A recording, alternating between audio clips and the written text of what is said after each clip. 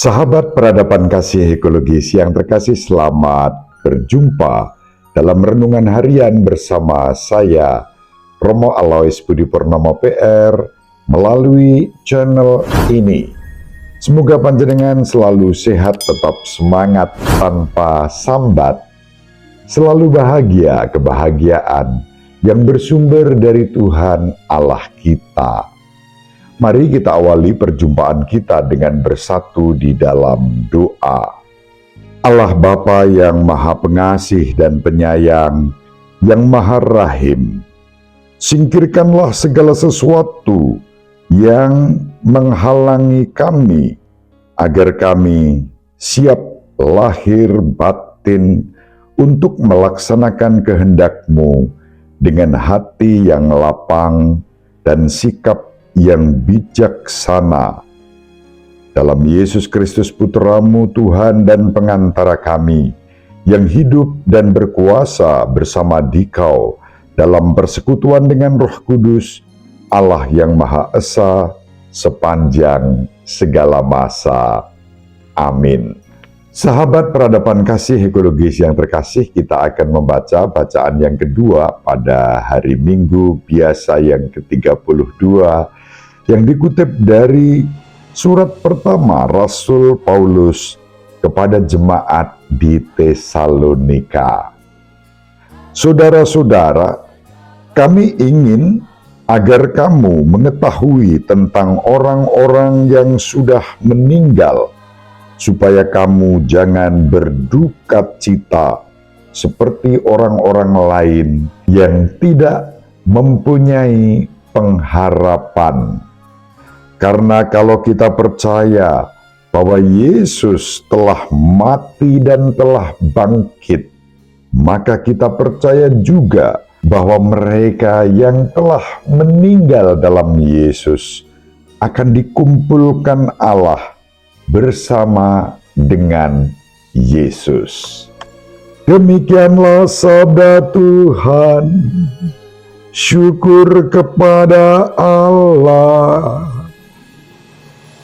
Sahabat peradaban kasih ekologis yang terkasih, selamat berhari Minggu. Hari Minggu, harinya Tuhan.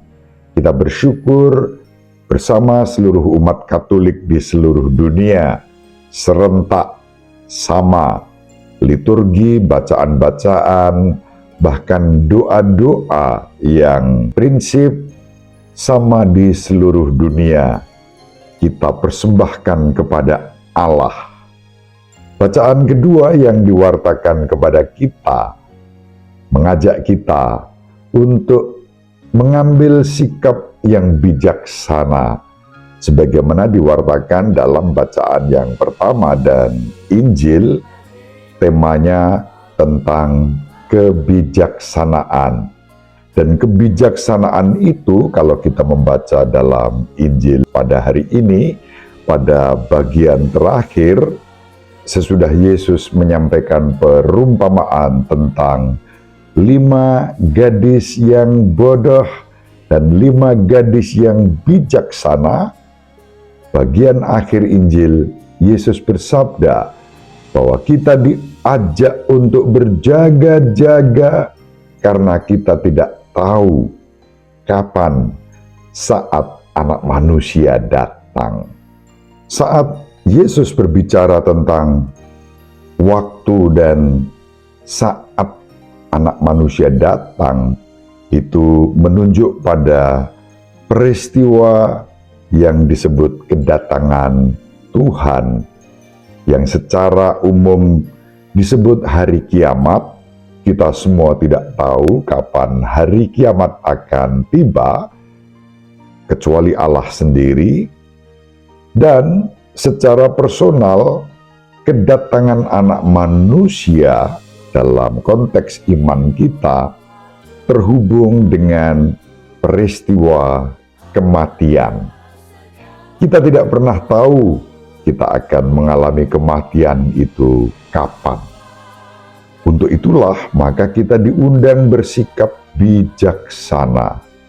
Bijaksana baik dalam konteks mempersiapkan diri dan menyambut kedatangan Tuhan dalam arti kematian, tetapi juga kebijaksanaan dalam memahami arti kematian bagi kita, orang-orang yang percaya kepada Kristus.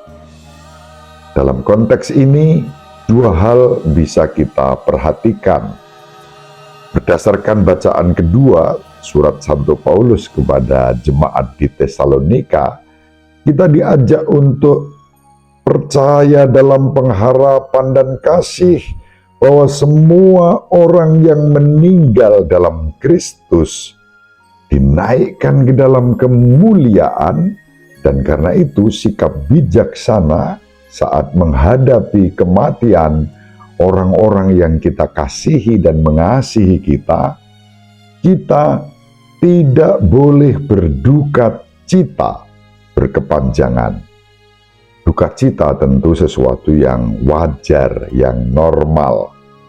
Saat adik saya nomor 3 berpulang secara tiba-tiba karena serangan jantung.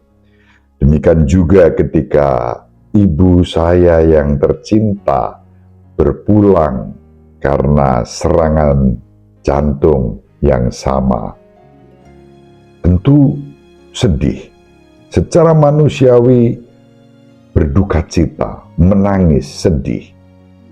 Kesedihan itu dalam konteks bacaan yang kedua, kebijaksanaan menghadapi kematian orang-orang yang kita kasihi, sedih karena kita berpusat pada diri sendiri, sedih karena kehilangan, sedih karena ditinggalkan.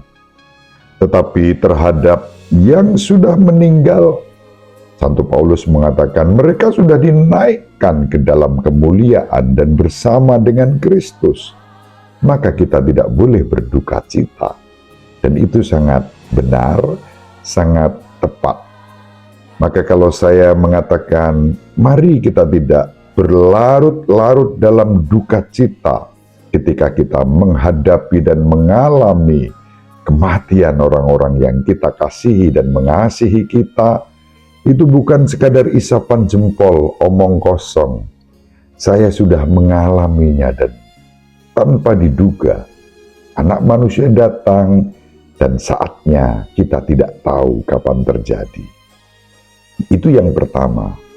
Yang kedua, dari pihak kita, lalu kebijaksanaan berarti kita tetap berjaga-jaga, menyalakan pelita kita dengan persediaan minyak. Itu kalau mengacu dari Injil pada hari ini, Injil Matius bab 25 ayat 1 sampai 13. Yesus menghendaki kita bersikap bijaksana menghadapi kematian itu dengan berjaga-jaga, menyalakan pelita dan menyediakan minyak agar pelita tetap menyala. Pelita dapat kita mengerti sebagai iman, harapan, dan kasih kita kepada Tuhan tetap menyala, tidak redup, apalagi padam. Pelita membutuhkan minyak agar iman, harapan, dan kasih kita kepada Kristus tetap menyala.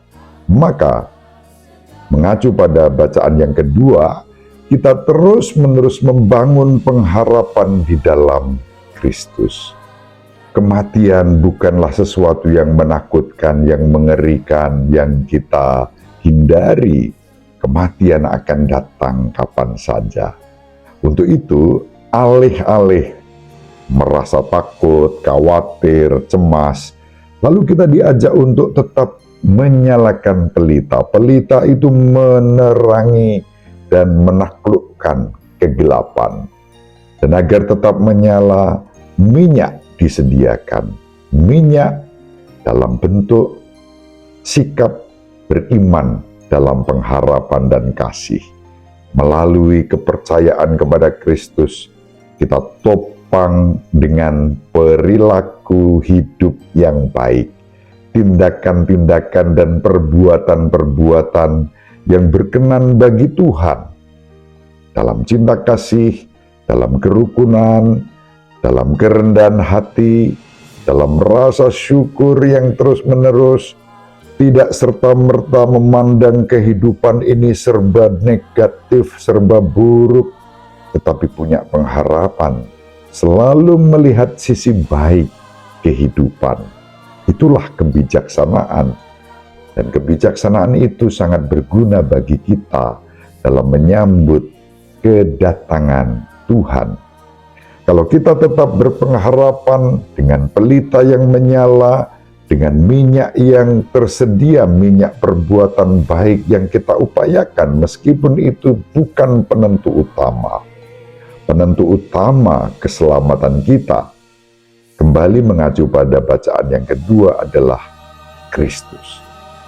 Jasa-jasa Kristuslah yang membuat kita dinaikkan ke dalam kemuliaan melalui kematian yang terjadi. Sahabat peradaban kasih ekologis yang terkasih, mari kita saling mendoakan agar kita diberi rahmat untuk senantiasa berjaga-jaga dalam sikap yang bijaksana, tetap menjaga nyala pelita iman, harapan, dan kasih kepada Tuhan, kepada sesama, dan kepada alam semesta melalui perbuatan-perbuatan baik yang kita persembahkan. Perbuatan baik itu akan bertemu dengan jasa Kristus yang menyelamatkan kita sebagai kekuatan utama kita untuk tetap menyediakan minyak dan membiarkan pelita menyala. Ibu Maria selalu mendoakan kita, Bapak Yosef merestui kita dengan keheningannya. Semoga panjenengan semua sahabat peradaban kasih ekologis yang terkasih bersama seluruh anggota keluarga dimanapun berada, dibimbing, dilindungi, dan diberkati oleh Allah yang Maha Kuasa, Bapa dan Putra, dan Roh Kudus. Amin. Terima kasih, salam sehat, tetap semangat tanpa sambat, selalu bahagia, kebahagiaan yang bersumber dari Tuhan Allah kita. Salve, shalom, salam sejahtera, berkah dalam.